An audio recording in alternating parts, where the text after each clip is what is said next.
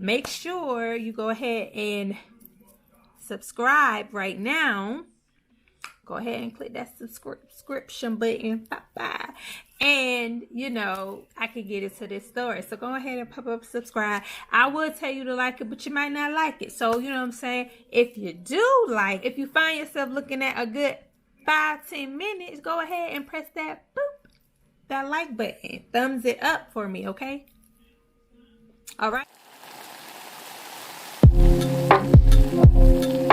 What's up, everybody? It's your girl Melissa Renee, and you're watching Bella Minded. Yes, and I am here doing a get ready with me. So for those who might not have been on my page, but for the most part, I think everybody pretty much has been on my page and see that I do makeup, and I am a, as you call it, freelance makeup artist. So I do that from time to time on my side. On the side, excuse me, not on my side, but on the side. So, decided to do a get ready with me. Even though I have transitioned and changed from Dream Bella to now Bella Minded, and it will be focusing on more opinion-based life situation scenarios and understandings, whatever you want to call it. I really don't know what the hell to call it, okay? Right? So now let's get into this get ready with me. So today I'm going to do a little look. I'm just going to do my makeup and just kind of talk. I'm not going to necessarily tell you what I'm using and all that good stuff.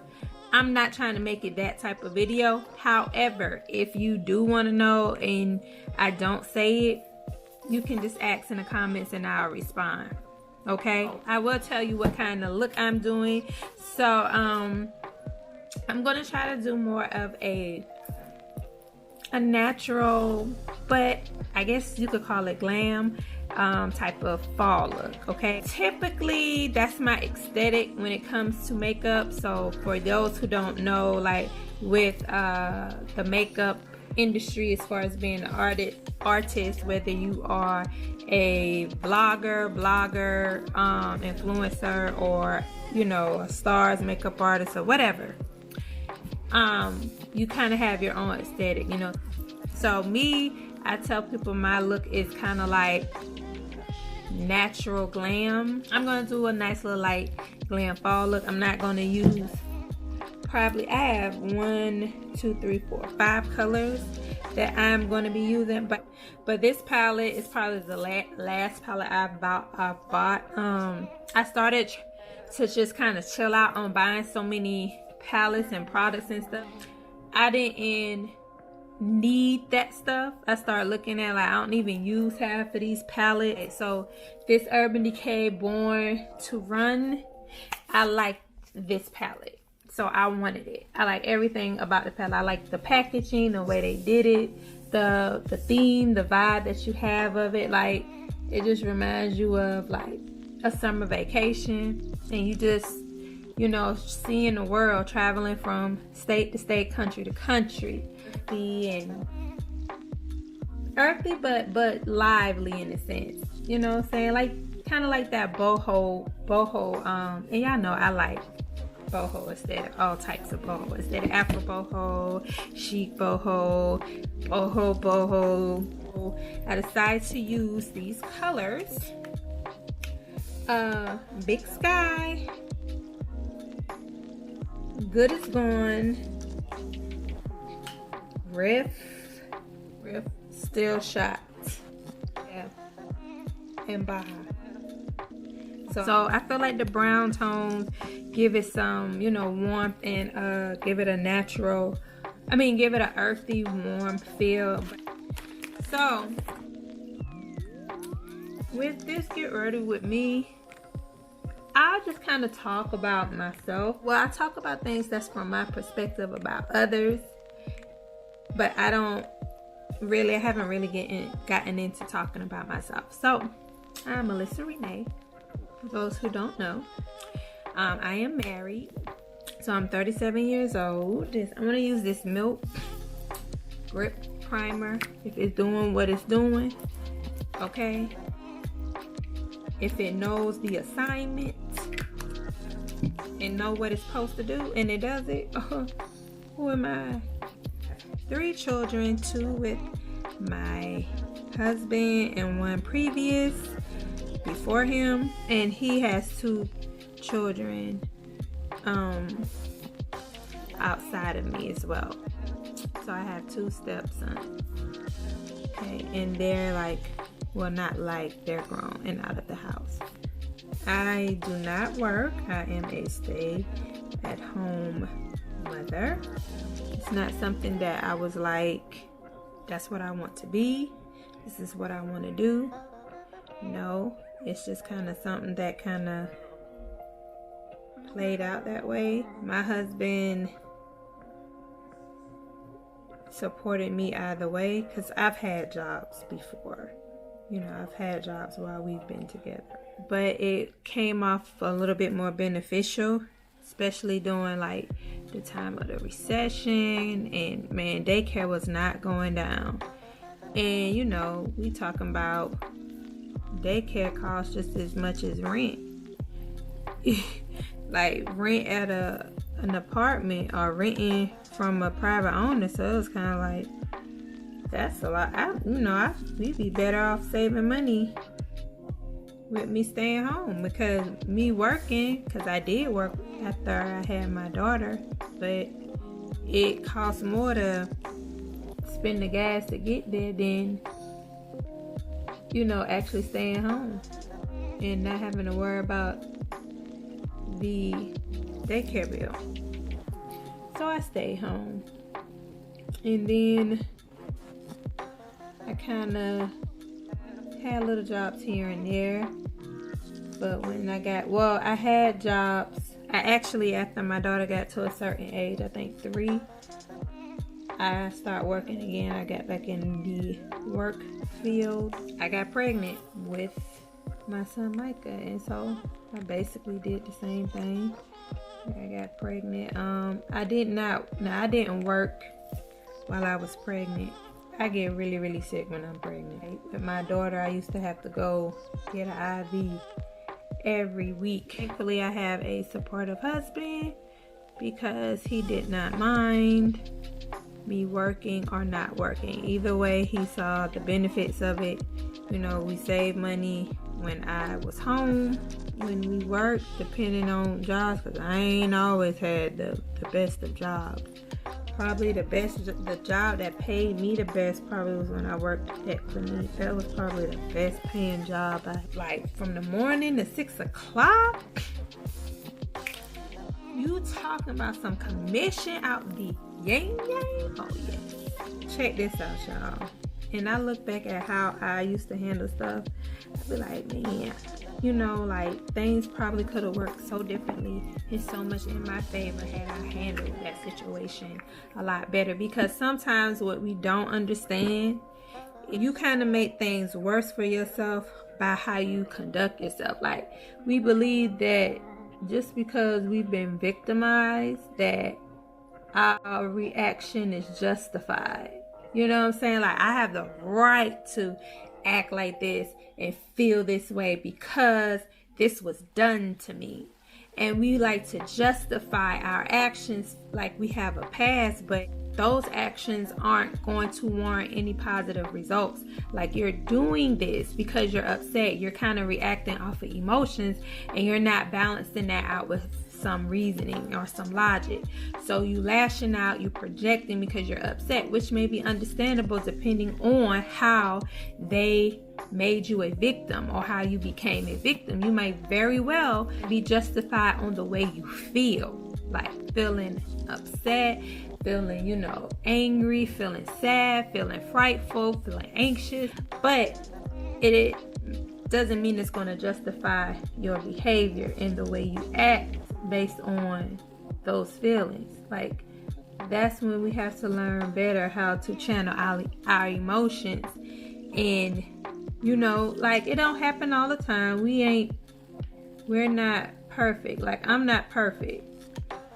So I'm not necessarily like mad at looking back on how I acted with certain stuff, but I just understand it now, you know, and I understand that, you know, had I did things a little differently, things could have worked out in my favor. And now, like the saying go, when your mom say, you argue with fools, people can't tell who the fool is.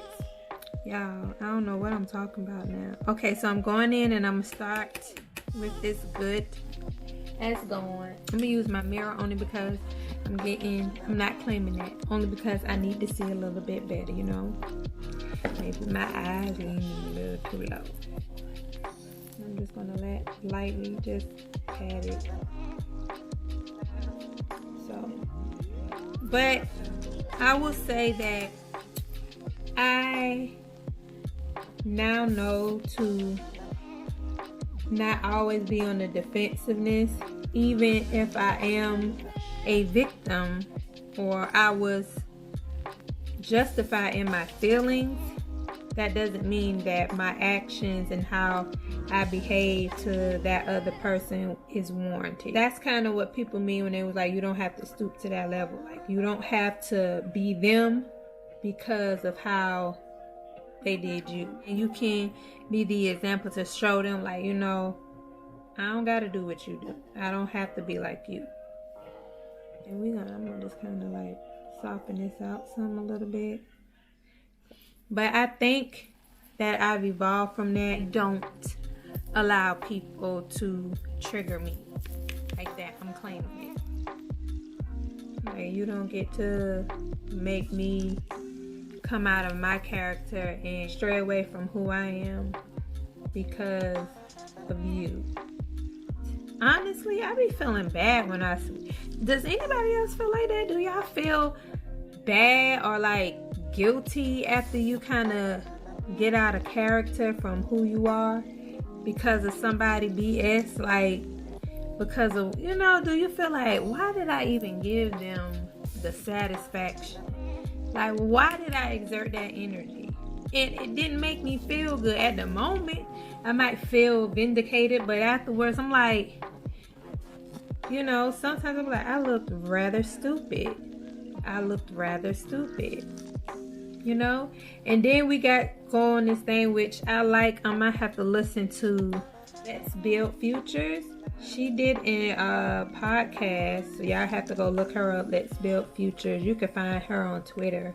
That's where I really like interact with her at the most. Is like, if you go check that out, I need to listen to it though, but if you go check that out, it's an episode where she's, you know, is going to talk about us being able to apologize, not being able to apologize. And that's what I'm getting at. Like, we get to the point where we're just so mistreated and so victimized till we, you know, lose our character and we start to be the very thing we are upset at, you know? So it's kind of like we internalize that pain, or we internalize that disappointment, and to the point where we become it. You know what I'm saying? Like, you taking it in, and you know, you can't just keep stuff in and not release it. Like, eventually it's gonna just kind of dissolve, you know what I'm saying, just become you. So it's like we internalize it, and then we become the very thing we are upset or we feel victimized by. And it's like, we can't do that. So then we lashing out, and we feel vindicated about lashing out because we're like, hey, this happened to me.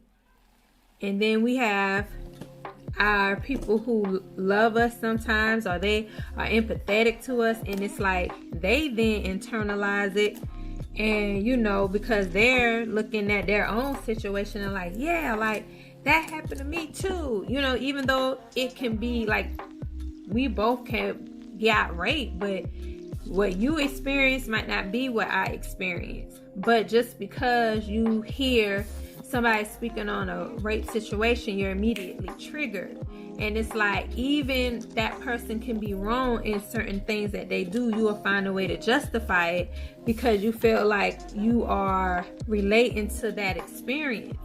and you just looking at that person as a victim, and like, you know, anything somebody say to that person, critique or whatever, like it's kind of like you justify it because of your own experience. Or we'll see people experience and be like, we don't know what to say, we don't want to come off insensitive, like we don't care.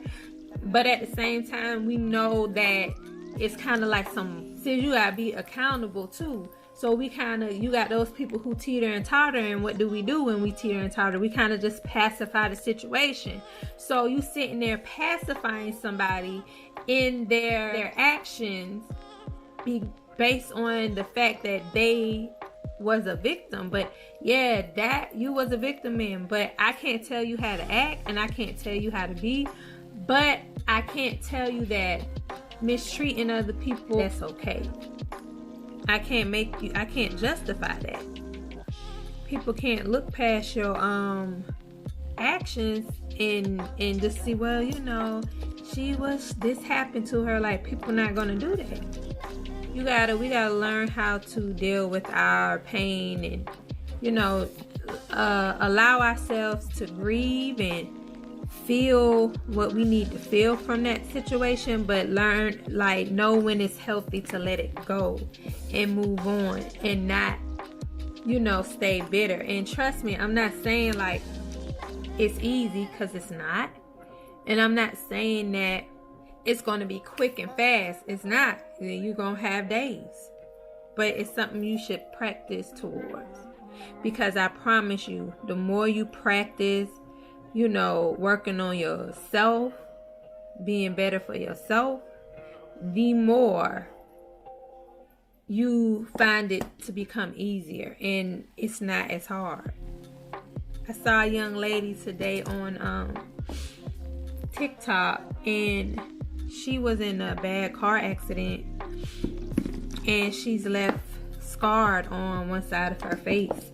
And I think she's a beautiful young lady, beautiful spirit, beautiful on the outside. Like, she's a beautiful young lady. But, you know, she has her ups and downs. I like the fact that she's transparent. I like the fact that she's vulnerable and she's willing to be that. I think that's beautiful. However, she made a statement, and she was saying, you know, she just felt like, you know, life, it just get harder and harder after, you know, like, the more you go through it, the older you get. Or she said, the longer you live, the harder it is. And I'm like, I don't want her to feel that way, because I don't believe in it. I don't believe it gets harder as you go. You know what I'm saying? I believe it gets harder the older you get, based on what you've learned and what you're applying and how you're applying it. You know what I'm saying? I feel like it gets hard that way. But once you just learn to, like, live for you and love you, and you have, like, self-awareness, self-love, you know what I'm saying? You get to evolve and kind of, like, elevate a little higher and see the things that appear to seem important ain't as important, and the small things that seem to be irrelevant or not a big deal, like, become big deals. I felt like that. I did. I was like, man, this shit life. Oh my gosh, I don't know what I'm doing. I don't know how I got here. I don't know how to leave where the fuck I got. Like, I'm just in this bitch lost, winging this shit, hoping to land in a good spot. Like, nah, that's what I was doing. And instead of me just taking a beat to say, I don't know what the hell I'm doing it. I don't know why I'm doing it. Like, what the hell am I here for? Like, what is this? It got to the point where I was just, like, sick of myself. And I was like, this cannot. You ain't finna tell me this how my life gonna be. I'm not speaking aesthetically. My financial means, I'm just speaking like just waking up every fucking day feeling unhappy. When I do have a good day, I revel in it like I've been deprived of happiness, and then God saw mercy on me and gave me some grace and just sprinkled a little happiness down. Oh, let's give a little happiness today. There you go. Like, that's the way I was, like, living my life. You know, it make me think like sometimes even people who get addicted to like substance, like they have substance abuse or alcohol, you know, substance abuse, period. It just makes me feel like when you feel like just you are never going to genuinely have happiness and be consistently happy with your life every day. Like, I didn't believe that was a choice. I grew up believing that that's just something that some people get and other people don't. You know, it's like, you know, some people born just being happy. Like, they born that way. Like, they just born to look at things that way. And it's like, nah, that's not the way it works. You know, that's not the way it works. But that's the way I felt it worked. I didn't know. And it makes you think about substance abusers, because it's like, what if they feel the same way? Like, they just don't see happiness being something that you can choose, and that they're happy when they've experienced, you know, their peak of happiness, or this, you know what I'm saying, this euphoria that comes over them is when they taking that drink back, or when they smoking that pipe, or when they, you know, eating their food. Because, you know, it ain't just with substance abuse. You can abuse things like food as well.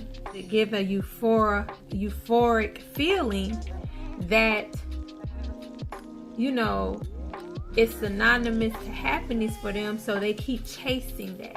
You don't want to let it go. Like, we wasn't raised to know what happiness was. We was raised to be appreciative of life. You was just told, you better appreciate life. There's somebody in life who got it way worse. We wasn't told, like, you know, you can be happy in this thing called life, right? You know, it don't gotta be this hard, right? So we think that, you know, happiness is not a choice. We can't choose that. This just happens. Everybody have their happy moments, or some people have happy moments, and, you know, yours just might not last longer than somebody else. Just, you know, I don't know what clicked into me to be like, no, this is not going to be my life. Ain't no way you finna tell me I don't deserve the same amount of happiness as somebody else. Like, I don't believe God looked at nobody and was like, you gon' I like you. Y'all, the rest of y'all right there. I was like, you know, I wish I had more patience. I want to be more patient. You know, I don't want to like scream and yell at my kids for no reason. Like, I want to be a patient lover with my husband. I want to be a patient mother with my children. I want to be a patient friend. You know, that's the thing that I was saying to myself. And I just started like looking up and researching about how do you work on your patience. What are some things you can do? Because, you know, I ain't been, you know what I'm saying, as y'all can see, I ain't the richest person in the world. I wouldn't even put myself up in rich, but basically, you know what I'm saying, I ain't dripping, okay? So, to find ways to help myself, you know what I'm saying? And I appreciate that, because it allowed me to know that I can help myself. Not to say there's anything wrong with counseling, because I feel like, you know, if I get to a point where I can't, I stump myself, I can't unpack something because of my own walls that I'm not letting down, then definitely I don't have no problem seeking professional help. Okay, I'm back. I did the rest of, or majority of, my eye. So I'm going to use some eyeshadow out of the palette to kind of line under my eye here. So as I'm wrapping this up, it's talking about, you know, we have to be in a place where it's okay to apologize for stuff and not sit and feel like we're too embarrassed, you know, to apologize for something when we're wrong. I think sometimes we feel like it's going to possibly negate something or make us look like, you know, we all make mistakes. You know, of course people will use it to their advantage, but you're going to be them regardless. Everybody isn't going to like you. Everybody isn't going to understand you. And honestly, it ain't for people to understand you. It's just for people to just respect you as a human being and treat you as such. Fawn, warm honey, or coffee. So I'm gonna use fawn. Want to keep this like a natural glam beat. I'm just gonna put that.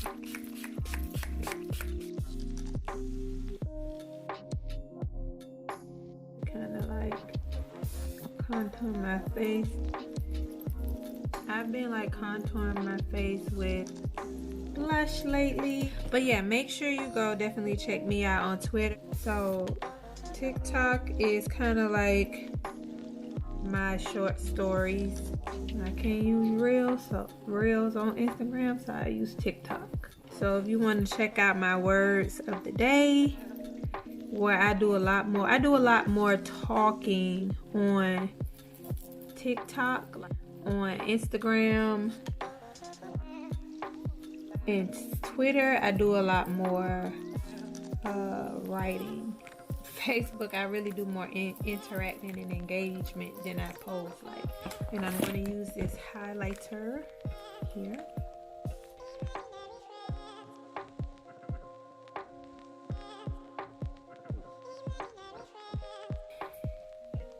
So this is the final look for my get ready with me. Thank y'all for joining me and just getting to know a little bit more about me. I will be seeing y'all next time. Let me know if you like this, and I love y'all. Y'all stay beautiful, keep your minds open, and peace and blessings. I'm a person who strongly believes that people are fearful because of lack of knowledge. At the end of the day, nobody owes you anything as far as